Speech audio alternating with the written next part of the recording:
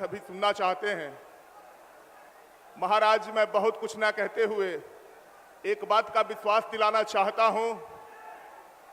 बरहज की धरती से मैं ये कहना चाहता हूं आपसे, राणा की जवानी, गंगा का पानी, झांसी वाली मर्दानी को साक्षी मान के बरहज की देवतुल्य जनता की तरफ से विश्वास दिलाना चाहता हूं। विधायक चिल्लू पार ने एक टारगेट दिया था हमको। मैं ये कहना चाहता हूं महाराज जी आपसे, आपके नेतृत्व में और आदरणीय नरेंद्र मोदी जी के नेतृत्व में जितने भी चुनाव हम लोगों ने 2014 से अब तक लड़े हैं, उन सभी चुनावों से बड़ी जीत बरहज की झोली से आपके श्री चरणों में 1 जून को डालने वाला हूं महाराज जी।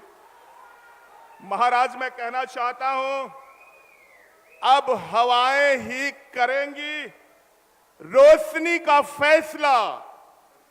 अब हवाएं ही करेंगी रोशनी का फैसला।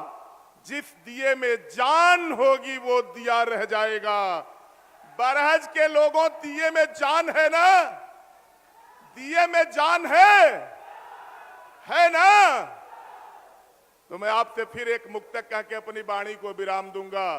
तुम्हारे दिए की उम्र 100 गुनी हो, पड़ोसी का दीपक भी उससे जला दो।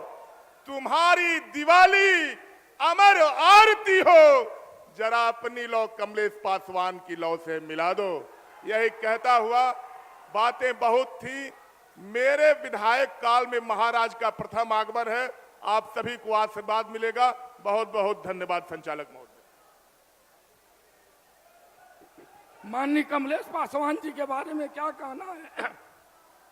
लगा सके न इनके कद का कोई अंदाजा, ऐ आसमां फिर भी ये सर झुका के चलते हैं।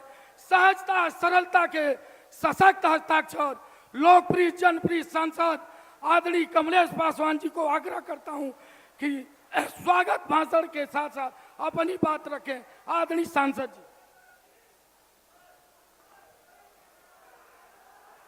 भारत माता की। काव चाचिलों पा गर्मी ढेर बा। मुझे पता है कि आप लोग 11 बजे से बैठे हुए हैं, लेकिन उसके बाद भी आज मुख्य अतिथि के रूप में जो व्यक्ति, बैठ जाइए भाई, आगे बैठ जाइए, आप लोग आगे बढ़ जाइए, पीछे वाले लोग परेशान हो रहे हैं। ओ हाँ भैया, मंच पर उपस्थित इस चुनावी सभा के मुख्य अतिथि के रूप में उपस्थित उत्तर प्रदेश सरकार के मुखिया,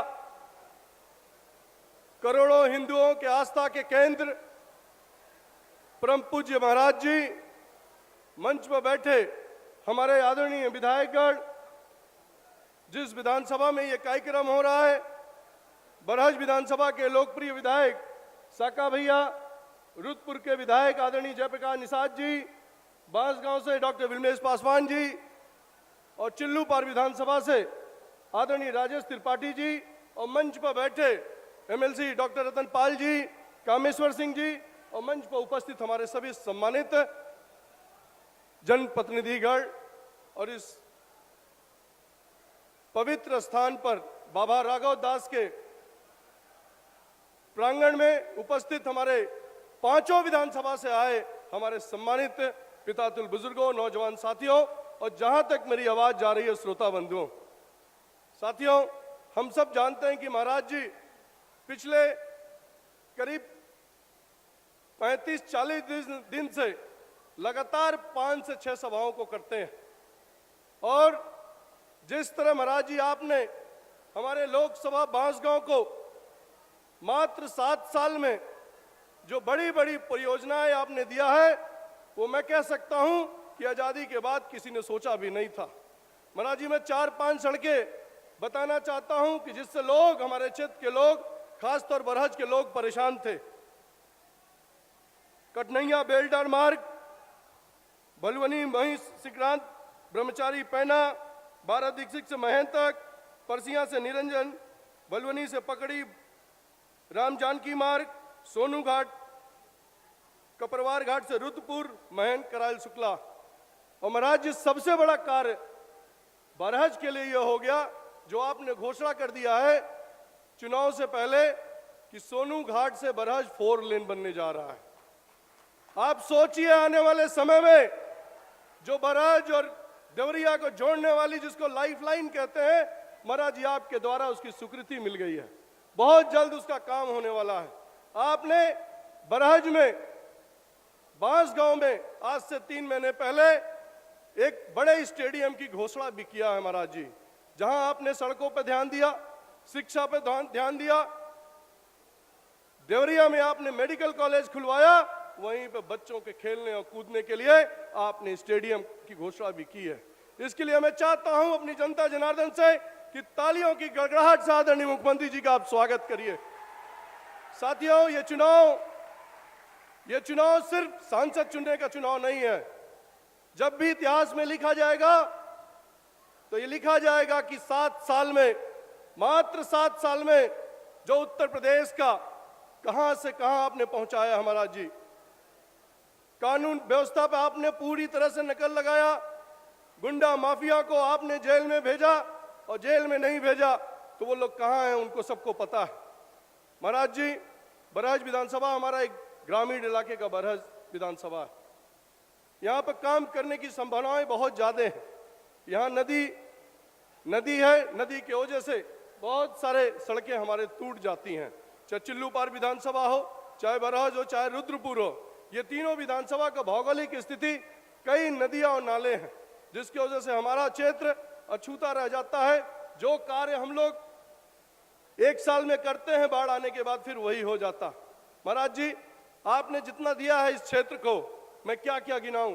राम जानकी मार्ग आपके द्वारा स्वीकृत कर दिया गया। वो मार्ग सिर्फ मार्ग नहीं है महाराज जी, वो हम सब लोगों के लिए आस्था का केंद्र है। इसके लिए मैं आपके चरणों में प्रणाम करते हुए आपका अभिनंदन करता हूं इस धरती पर। महाराज जी, आपके नेतृत्व में ऐतिहासिक कार्य 7 सालों में हुआ। आदरणीय प्रधानमंत्री मोदी जी के नेतृत्व में ये चुनाव, यहाँ की जनता जनार्दन ने पिछली बार हमको 94,000 वोट दिया था। पिछले कई दिनों से लगातार हम लोग क्षेत्र में हैं। आप लोगों ने सभी प्रत्याशियों को 100 दिन का टारगेट दिया था, और आज मैं कह सकता हूं कि 90 दिन हो गए और 10वें दिन वोट पड़ना है। और 90 दिन के अंदर मैं ये कह सकता हूं करीब 60 से 70 गांवों में हम लोग का जाना हुआ। कोई ऐसा चौराहा नहीं है जहां पर पार्टी की रीति और नीतियों के बारे में हम लोगों ने बताने का काम नहीं किया। महाराज जी, चुनाव के बाद जो आपने घोषणा किया है यहाँ पर स्टेशन के लिए, स्टेडियम के लिए, उम्मीद करता हूं कि चुनाव के बाद आपके कर कमलों द्वारा यहीं पर हम लोग शिलान्यास कराने का काम करेंगे। महाराज जी, आपको दूसरे सभा में जाना है। मैं देश की बात नहीं करता। आदरणीय प्रधानमंत्री मोदी जी के नेतृत्व में आप सब जानते हैं कि 26 तारीख को रुद्रपुर में रैली है। मैं आप सब लोगों को आग्रह करता हूं, निवेदन करता हूं कि आप सब लोग वहां पर भी भारी संख्या में पहुंचे और उस रैली को सफल बनाने का काम करें। एक बार पुनः मंच पर बैठे अपने सभी अतिथियों का हार्दिक स्वागत करता हूं, अभिनंदन करता हूं। और इस कड़ाकी धूप में जहां पर 44 डिग्री गर्मी है, मैं ये कह सकता हूं महाराज जी, आपको देखने के लिए, आपको सुनने के लिए, आप बस दिख जाए, ये जनता आपको देखने के लिए सुबह 11 बजे से बैठी है। महाराज जी, आपका स्नेह और आपका प्यार, और जो आपने 7 साल में जो कार्य किया है, अद्भुत कार्य किया महाराज जी। चाहे सड़क हो, चाहे पुलिया हो, चाहे रेल से संबंधित हमारे केंद्र का हो, वो सभी कार्य हुए हैं। एक बार पुनः आप सब जनता जनार्दन की तरफ से महाराज जी के चरणों में प्रणाम करते हुए, उनका स्वागत करते हुए अपनी वाणी को देता हूं विराम। बोलिए जय श्री राम, जय जय श्री राम। बहुत बहुत धन्यवाद। उत्तर प्रदेश में कानून का राज स्थापित करने वाले देश के सबसे लोकप्रिय मुख्यमंत्री गोरक्ष पीठाधीश्वर योगी आदित्यनाथ जी को आहूत करता हूं, जिन्होंने उत्तर प्रदेश में विक्रमादित्य के शासन का याद करा। ऐसे भारत माता की, भारत माता की, भारत माता की। वंदे वंदे वंदे। अनंत महाप्रभु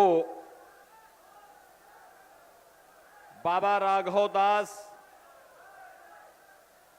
चंद्रदेव शरण जी महाराज के इस पावन साधना भूमि को कोटि कोटि नमन करते हुए देश की आजादी के लिए अपना सर्वस्व न्यौछावर करने वाले ग्राम पैना के शहीदों की और जौहर की इस पावन धरा को नमन करते हुए बरहज के आप सभी बांसगांव संसदीय क्षेत्र के मतदाताओं का मैं हृदय से स्वागत करता हूं, अभिनंदन करता हूं। मंच पर उपस्थित लोकप्रिय सांसद और भारतीय जनता पार्टी के प्रत्याशी श्री कमलेश पासवान जी, प्रदेश सरकार के पूर्व मंत्री और विधायक रुद्रपुर श्री जयप्रकाश निषाद जी, विधायक चिल्लूपार श्री राजेश त्रिपाठी जी, विधायक बरहज श्री दीपक मिश्रा जी, विधायक बांसगांव श्री विमलेश पासवान जी, एमएलसी और युवा मोर्चा के प्रदेश अध्यक्ष श्री प्रांशु दत्त द्विवेदी जी,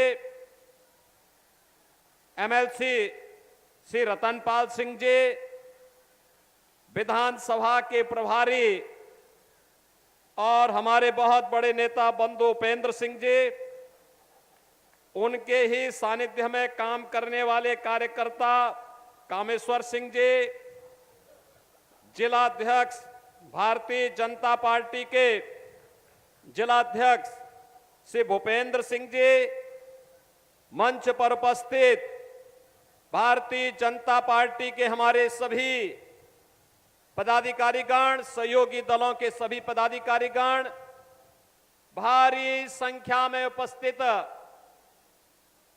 बरहज क्षेत्र के हमारे सभी उपस्थित बहनों और भाइयों, इतनी भीषण गर्मी के बाद आपका जो उत्साह है ये हम सबको आनंदित करता है, आह्लादित करता है। मैं इसके लिए आपका अभिनंदन करता हूं, स्वागत करता हूं।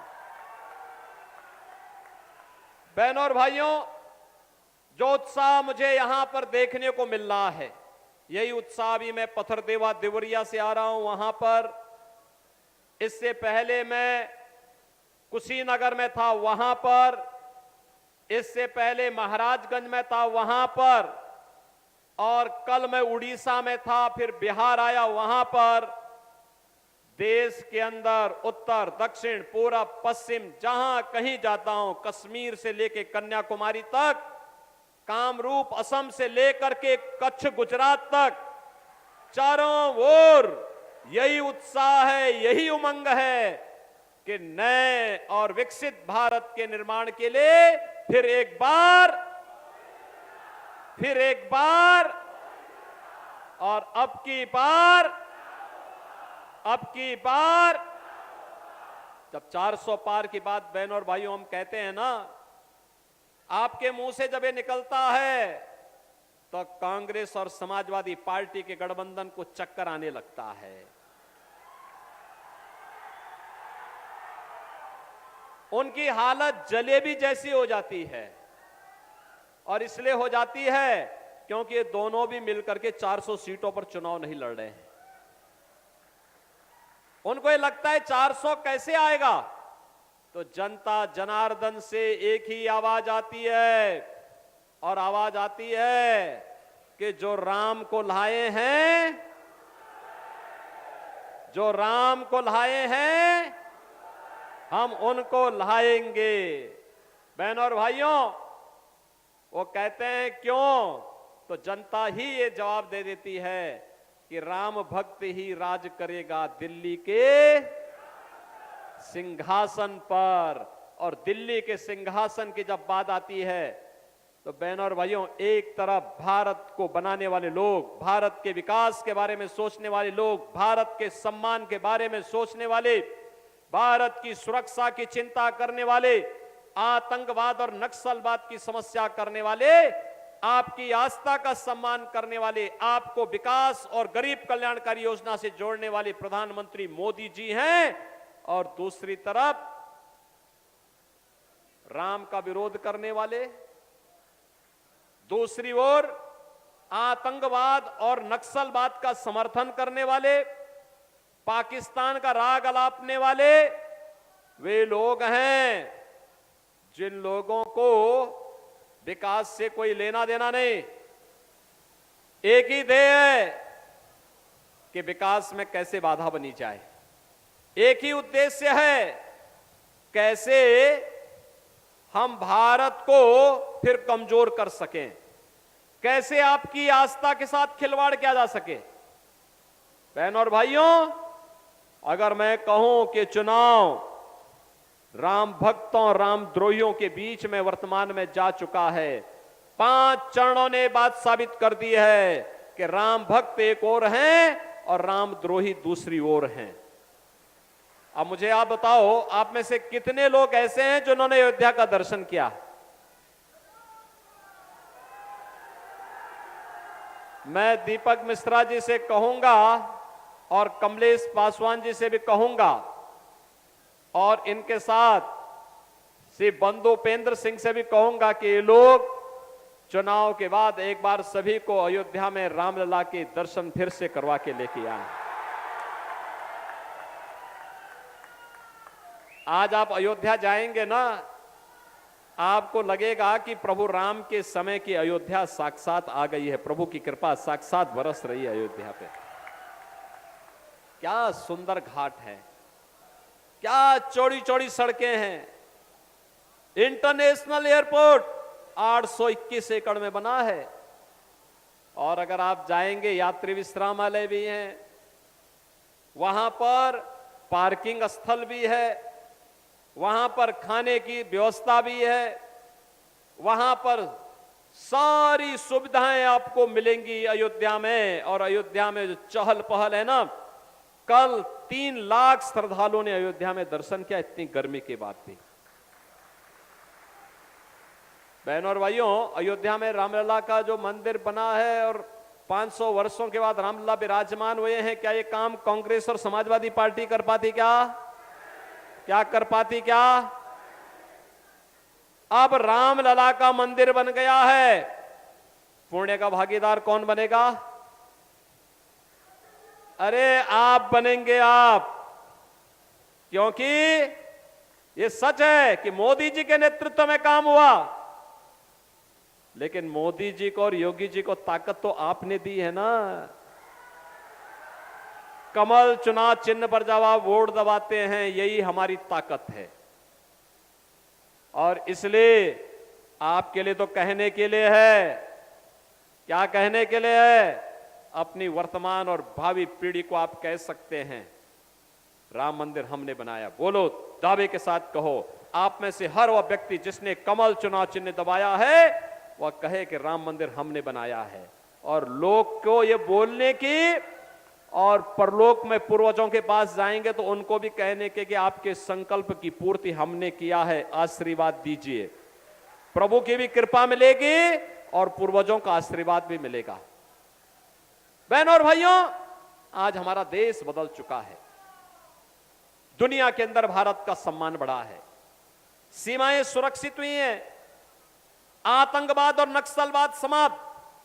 याद करिए, कांग्रेस के समय में आतंकी विस्फोट होते थे। सुबह अखबार खोलते ही पहली खबर भ्रष्टाचार की, और सायंकाल होते होते आतंकवाद की एक नई घटना सामने आ जाती थी। आपने पिछले 10 वर्ष में आतंकी वारदात की कोई घटना सुनी? कोई घटना नहीं, नक्सलवाद नहीं, सब समाप्त। अब तो पटाखा भी जोर से फट जाए ना, तो पाकिस्तान पहले सफाई देता है, कहता साहब मैंने नहीं किया है, उसे मालूम है ये नया हिंदुस्तान है। नया हिंदुस्तान छेड़ता नहीं है, लेकिन कोई छेड़ता है तो उसको छोड़ता भी। आपको मजबूत हिंदुस्तान चाहिए या कमजोर हिंदुस्तान चाहिए? मजबूत हिंदुस्तान चाहिए, हमें मजबूत हिंदुस्तान चाहिए। और मजबूत हिंदुस्तान के लिए मजबूत सरकार चाहिए, और मजबूत सरकार के लिए मोदी जी चाहिए। ठीक, ये विकास के जो बड़े बड़े कार्य हो रहे हैं ना, हाईवे बन रहे हैं, 4 लेन के, 6 लेन के, 12 लेन के, रेल की अत्याधुनिक सुविधा, वंदे भारत, अमृत भारत, नमो भारत के रूप में, आज जो 1 डिस्ट्रिक्ट 1 मेडिकल कॉलेज में देवरा बाबा के नाम पर मेडिकल कॉलेज देवरिया में बन गया है, एम्स गोरखपुर में बन गया है, ये पुल जो जगह जगह बन रहे हैं, घाटों का निर्माण हो रहा है, बाढ़ नियंत्रण के कार्य हो रहे हैं, चारों ओर कनेक्टिविटी बेहतर हुई है। IIT, IIM, AIIMS, IIIT, NIT, world class university का निर्माण हो रहा है। और गरीबों के लिए ये कांग्रेस के समय और समाजवादी पार्टी के समय में गरीब भूख से मरता था, किसान आत्महत्या करता था, नौजवान पलायन करता था, बेटी और व्यापारी सुरक्षित नहीं थी। और आज 80 करोड़ लोगों को देश के अंदर फ्री में राशन, 60 करोड़ लोगों को 5 लाख रुपए प्रतिवर्ष स्वास्थ्य बीमा का कवर, 50 करोड़ लोगों के लिए जनधन अकाउंट, 12 करोड़ किसानों को किसान सम्मान निधि, 12 करोड़ घरों में शौचालय का निर्माण, 10 करोड़ गरीबों के घर में एक उज्ज्वला योजना का कनेक्शन, 4 करोड़ गरीबों के मकान बन गए हैं। और मोदी जी ने कहा है कि 4 जून को जब फिर एक बार मोदी सरकार जब बनेगी ना, तो मोदी सरकार बनने के साथ 70 वर्ष से ऊपर के जितने भी लोग होंगे, बुजुर्ग होंगे। कामेश्वर जी आपकी उम्र क्या हो गई, 70 या 71? 56 ही है। ओ, लेकिन 70 वर्ष से ऊपर के हर एक बुजुर्ग को 5 लाख रुपए हर वर्ष उपचार की सुविधा फ्री में मिलेगी। जितने गरीब हैं बचे हुए, जिनके पास कच्चा मकान है या जिसके पास मकान नहीं है, झोपड़ी है, उन सबको एक एक मकान भी मिलेगा। ये भी आप बता दीजिए, मेरी तरफ से घोषणा भी कर देना। बहनों और भाइयों, एक तरफ मोदी जी के नेतृत्व में विकास, गरीब कल्याण, आस्था का सम्मान हो रहा है, पुण्य का भागीदार आपको बनाया जा रहा है, और दूसरी तरफ कांग्रेस के नेतृत्व में जो इंडी गठबंधन है, ये सब रामद्रोही हैं। एक कहता है, कांग्रेस का एक नेता कहता है राम मंदिर का निर्माण भारत में नहीं होना चाहिए। समाजवादी पार्टी का एक नेता कहता है कि राम मंदिर बेकार बना है। अरे हमने कहा बेकार तो तुम्हारी बुद्धि है जो तुम्हें दिखाई नहीं देता है। लाखों लोग अयोध्या में राम मंदिर का दर्शन करने के लिए आ रहे हैं। राम मंदिर नहीं बेकार है, तुम्हारी बुद्धि और तुम्हारा विवेक भ्रष्ट हो गया है, इसलिए तुम्हें भारत और भारतीयता बेकार दिखाई देती है। बहनों और भाइयों, ये राम भक्तों पर गोली चलाने वाले लोग हैं और राम द्रोहियों का, आतंकवादियों के मुकदमों को वापस लेने वाले लोग हैं। क्या आप इनको वोट देंगे? क्या इनको वोट देके पाप करेंगे क्या? जब ये चारों खाने चित्त हो चुके हैं, अब एक षड्यंत्र कर रहे हैं। क्या षड्यंत्र कर रहे हैं? गुमराह कर रहे हैं कि भाजपा आएगी तो कह रहे हैं संविधान बदल देगी। अरे संविधान का इससे बड़ा सम्मान, मोदी जी से ज्यादा सम्मान करने वाला कौन है? मोदी जी ने नई संसद में संविधान को अपने सिर में रख करके स्थापित किया। बाबा साहब भीमराव अंबेडकर के पंचतीर्थ मोदी जी ने स्थापित किए। बाबा साहब भीमराव अंबेडकर का अपमान किया कांग्रेस ने। बाबा साहब भीमराव अंबेडकर को देश की संसद में जाने से रोका कांग्रेस ने। बाबा साहब भीमराव अंबेडकर को भारत रत्न न मिले, यह साजिश की थी कांग्रेस ने, और भारत रत्न तब मिला जब भाजपा केंद्र की सरकार को समर्थन कर रही थी। बहनों और भाइयों, कांग्रेस और समाजवादी पार्टी का मैनिफेस्टो कहता है कि सत्ता में आएंगे तो मिलकर के लूटेंगे, सत्ता में आएंगे अनुसूचित जाति, जनजाति और पिछड़ी जाति के आरक्षण के अधिकार में सेंध लगा के उसको मुसलमानों को देंगे।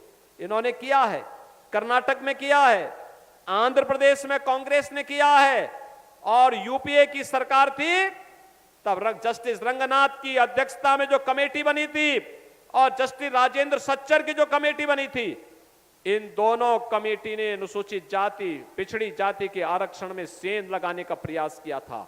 भारतीय जनता पार्टी ने विरोध किया था, कहा था कि बाबा साहब भीमराव अंबेडकर ने कहा है कि धर्म के आधार पर आरक्षण नहीं हो सकता, आरक्षण अनुसूचित जाति, अनुसूचित जनजाति और पिछड़ी जाति के लोगों को केवल मिलना चाहिए।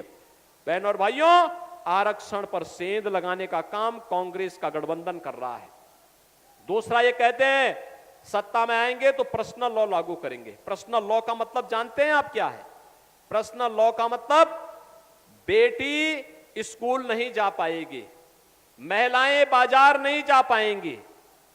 उनका मतलब यह है कि बुर्का पहन करके घर में रहे। अरे हमारे यहां हिंदुओं में क्यों बुर्का पहन करके कोई रहेगा घर में?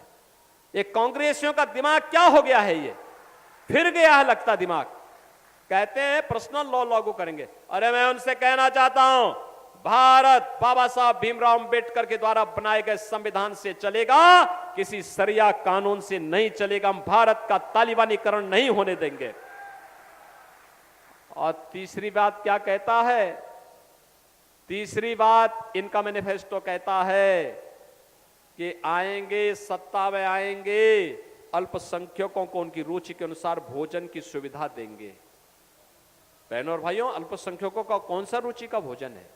अरे जो बहुसंख्यक का होगा वही तो भी खाएंगे, रोटी, दाल, चावल या फिर सब्जी और भी जो खाने जो बहुसंख्यक खाता वही वो भी खाएगा। लेकिन एक जगह में ठहराव होता है। जब कोई मुसलमान कहता कि मैं गौ मांस खाऊंगा, गौ हत्या करूंगा, तो हिंदू कहता नहीं, जन्म जन्म का नाता है, गाय हमारी माता है। अगर कोई गाय काटता है तो वहां दंगा हो जाता, हिंदू भड़क उठता है। लेकिन एक कांग्रेस कह रही है हम गौ कसी की स्वतंत्रता देंगे। क्या आप इसको स्वीकार करेंगे क्या? अरे जो राम मंदिर का पुण्य प्राप्त हो रहा है, ये गौ कसी करने पर, गौ हत्या करने पर वो पाप में बदल जाएगा। और इसीलिए मैं आपसे कहने के लिए आया हूं, कांग्रेस और समाजवादी पार्टी के बहकावे में मत आना।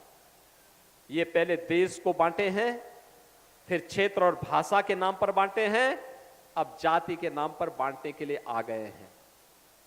जाति के नाम पर बांटेंगे, फिर आपके आरक्षण में सेंध लगाएंगे। ये कतई मत होने देना। और मैं इसीलिए आया हूं, जो देश की आवाज है, अब की बार 400 पार में बांसगांव भी है ना? है ना? थोड़ा दोनों हाथ उठा के मुझे बताओ, 400 पार में बांसगांव है ना? बांसगांव से भारी बहुमत से जिता के भेजेंगे कमलेश पासवान को। लेकिन चुनाव जीतना तो है ही, लेकिन चुनाव रिकॉर्ड वोटों से जीतना है। जिताएंगे, लेकिन इसके लिए आपको 2 काम करने होंगे। करेंगे? 7 दिन आपके लिए बचे हैं चुनाव प्रचार के लिए। आप में से जितने मतदाता यहां पर हैं, जितने लोग यहां पर हैं, उनमें से कितने लोग 7 दिन पार्टी और देश के लिए देना चाहते हैं? बताओ, चलो हाथ खड़ा करके मुझे बताओ। देंगे आप?